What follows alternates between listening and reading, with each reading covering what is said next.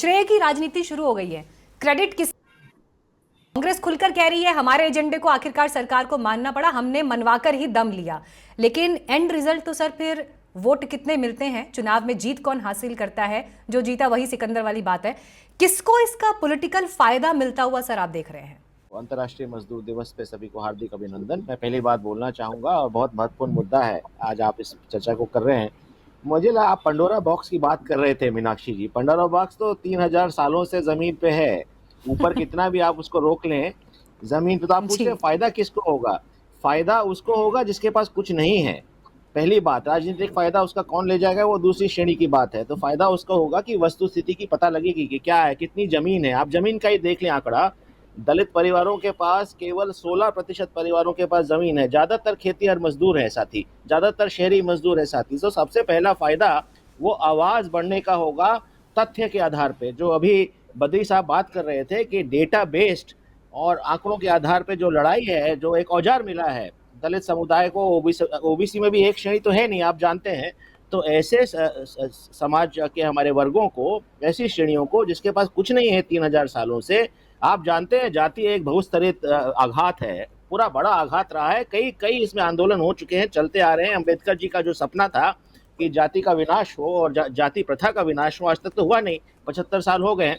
तो बहुत बड़ा फर्क पड़ने वाला है। सबसे पहला कि जो लोगों के पास कुछ नहीं है, जिस समाज के वर्ग शोषित है, चाहे ओबीसी के साथी हो, चाहे डी नोटिफाइड ट्राइब के साथी हो, चाहे दलित साथी हो, आंकड़ा सामने आएगा और आंकड़े के आधार पे जो संघर्ष है, जमीनी संघर्ष है, राजनीतिक संघर्ष है, वो बढ़ेंगे और ये होना चाहिए। मैं इसको खुले दिल से हार्दिक इसका अभिनंदन करता हूं ये निर्णय का। दूसरी बात, राजनीतिक फायदा किसको होगा? जैसा बद्री साहब ने बताया, आज के दिन में बिहार में राजनीतिक फायदा मुझे लगता है क्योंकि जेडीयू और बीजेपी के गठबंधन को होगा, क्योंकि समय इलेक्शन में अभी कम रह गया है।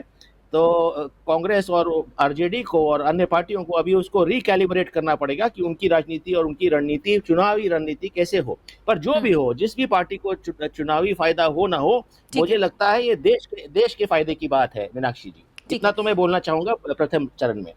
नरेंद्र जी, अभी तक दो पैनलिस्ट ने लगभग एक दिशा में ये बात तो की है कि ये जरूरत तो थी वक्त की, ताकि पता चल पाए जमीनी हकीकत क्या है और जो काउंटिंग हो रही है उसको थोड़ा और रिफाइंड तरीके से उसको किया जाए, ताकि एक एग्जैक्ट पिक्चर कम से कम पॉलिसी मेकिंग के लिए और अलग अलग जो बेनिफिशियरी स्कीम्स हैं, जो फैसले हैं सरकार के, उसके मद्देनजर दिखाई दे।